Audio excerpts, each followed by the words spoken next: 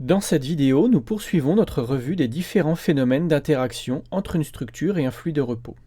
Cette fois, nous allons nous concentrer sur les effets de la viscosité.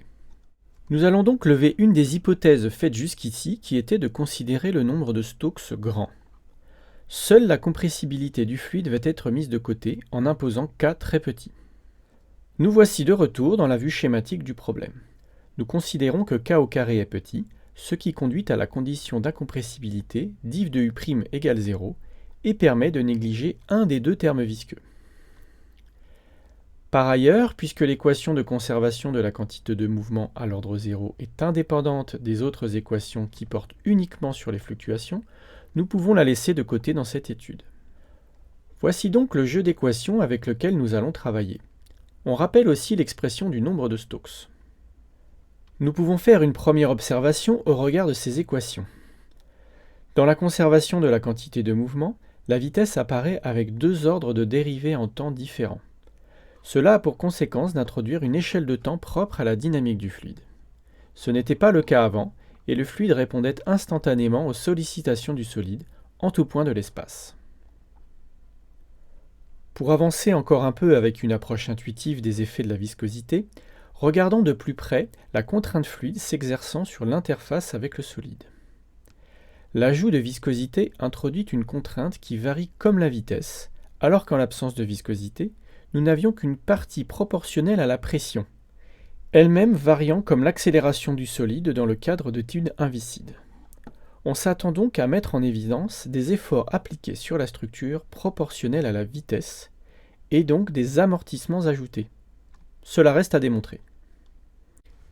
Nous allons décrire un peu plus précisément ce qui se passe dans une configuration simple pour laquelle les efforts fluides seront d'origine purement visqueuse. On considère pour cela une plaque plane infinie animée d'un mouvement selon Ex dépendant du temps. Deux cas particuliers de mouvement seront considérés. Le premier correspond à la mise en mouvement de la plaque de façon impulsive. C'est un problème classique de mécanique des fluides appelé premier problème de Stokes. On décrit le mouvement comme suit. Pour T négatif, U égale 0. Pour T positif, U égale U0. Pour le second problème, nous regardons le mouvement de la plaque à la fréquence ω0 pour l'amplitude de déplacement xi0. On écrit le déplacement de la plaque à l'aide d'une fonction harmonique complexe. Il sera possible dans la suite de travailler directement avec cette fonction complexe, en n'oubliant pas que la solution physique du problème en sera la partie réelle. Il en sera de même pour la vitesse, par exemple. Ces problèmes peuvent à présent être adimensionnés. À gauche, pour la plaque mise en mouvement à la vitesse U0, nous avons une vitesse caractéristique à disposition pour l'adimensionnement. La vitesse sans dimension d'avancée de la plaque est donc égale à 1, ce qui fournira une condition aux limites. En choisissant une longueur L arbitraire, nous aboutissons au problème décrit par l'équation de conservation de la quantité de mouvement, dans laquelle apparaît le nombre de Reynolds. Vu la forme de la condition limite, nous allons chercher des solutions de ce problème pour une vitesse ne dépendant que de y et dirigée selon Ex. Dans le cas du second problème, la version sans dimension du déplacement imposé est un mouvement ayant pour amplitude le nombre de déplacements d. La pulsation de l'oscillation est égale à 1 une fois le problème adimensionné, d'où la fonction harmonique complexe E moins it. L'équation de conservation de la quantité de mouvement sans dimension est identique à celle de l'autre cas, hormis la présence du nombre de Stokes à la place du nombre de Reynolds, puisqu'une vitesse caractéristique basée sur l'oscillation du solide et sa taille a été utilisée, plutôt que la vitesse U0, qui n'est pas définie dans ce problème. Ici encore, nous cherchons des solutions pour une vitesse fonction de y et t uniquement, et dirigée selon Ex. Commençons par le premier problème. On commence par décomposer l'équation de conservation de la quantité de mouvement selon x et y, et l'on suppose le problème indépendant de x puisque la plaque est infinie et les conditions aux limites indépendantes de x. La seconde ligne nous indique que la pression dans le fluide est constante. Elle n'intervient plus dans le problème. Finalement, la résolution implique uniquement le champ scalaire ux et l'équation gouvernant ce champ est une équation de diffusion. Elle doit être résolue avec les conditions aux limites et les conditions initiales suivantes. Ux égale 0 partout pour t négatif et ux en y égale 0 est égal à 1 pour t positif. La solution de cette équation classique est donnée ici. On trouve que ux vaut 1 moins la fonction erreur de 1/2 fois la racine de Reynolds sur le temps. La fonction erreur vaut 0 pour x égale 0 et tend vers l'unité pour x grand. La dynamique de la vitesse décrite par cette solution est à présent animée. Les lignes en bleu foncé sont les vecteurs vitesse instantanés.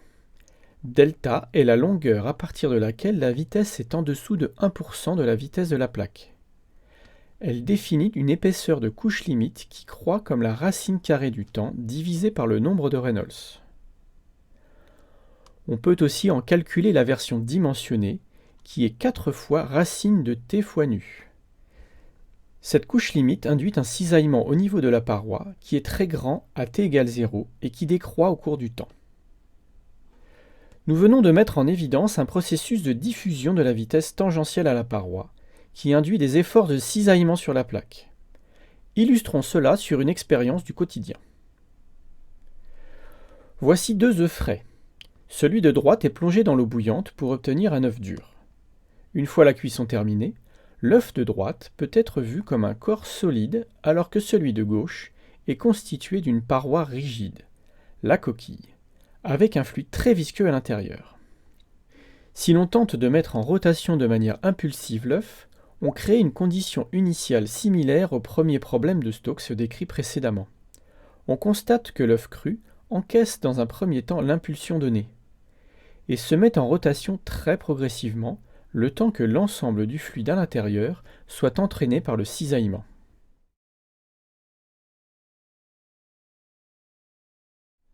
En revanche, l'œuf dur, lui, se met en mouvement instantanément et tourne beaucoup plus vite. Le processus de diffusion n'a pas lieu, il s'agit d'un corps solide. On peut aussi faire l'expérience inverse. Après avoir entraîné l'œuf cru pour qu'il tourne le plus rapidement possible, sans le faire tomber, tentons de le stopper net, avant de le libérer immédiatement après. L'œuf redémarre, car le fluide à l'intérieur, lui, ne s'est pas arrêté immédiatement. Le processus de diffusion visqueuse redonne de la quantité de mouvement à la coquille. Et si l'on effectue la même expérience avec l'œuf dur, évidemment, il ne redémarre pas. Voyons ce que donne ce processus de diffusion visqueuse dans le cas d'une oscillation de structure. Il s'agit du second problème.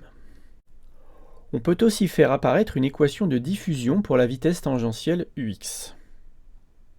Le déplacement est d'amplitude d et dirigé selon ex. Il s'agit d'une oscillation à la pulsation ω égale 1, soit xi' égale e-it. Cela impose une vitesse en y égale 0 égale à -e-it, qui est simplement la dérivée par rapport à t de xi'. Nous ajoutons une condition à l'infini. La perturbation doit tendre vers 0 lorsque y tend vers l'infini. Nous allons résoudre cette équation en cherchant des solutions sous forme d'ondes propagatives dans la direction y, soit 2 ondes de fréquence unitaire, d'amplitude A et B, dont nous ne connaissons pas pour l'instant le nombre d'ondes. Mettant cette forme de solution dans l'équation de diffusion, et ne retenant que l'onde qui ne diverge pas quand y tend vers l'infini, on trouve la valeur du nombre d'ondes k et l'amplitude de l'onde restante à partir de la condition aux limites. On trouve une solution sous forme d'une onde se propageant vers les y croissants et dont l'amplitude décroît exponentiellement lorsque l'on s'éloigne de la plaque.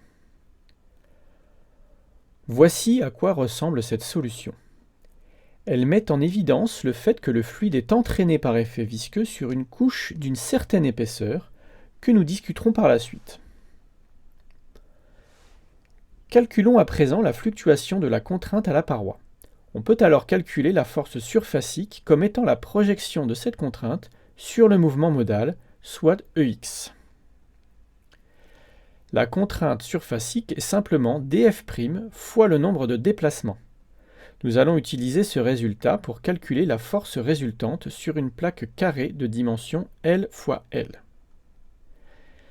La force dimensionnée est ρ ω0 L puissance 4 fois df. Tout calcul fait, en remplaçant les paramètres sans dimension par les quantités du problème, on trouve une force où apparaissent un terme proportionnel à l'accélération et un terme proportionnel à la vitesse. On a donc affaire à une masse ajoutée et un amortissement ajouté. On peut réécrire ces deux quantités en mettant en évidence une longueur caractéristique delta égale racine de nu sur 2 oméga 0, qui peut être vue comme une épaisseur de couche limite. C'est l'épaisseur de fluide entraînée par le solide dans l'oscillation. On voit que plus la viscosité est grande, plus delta est grand.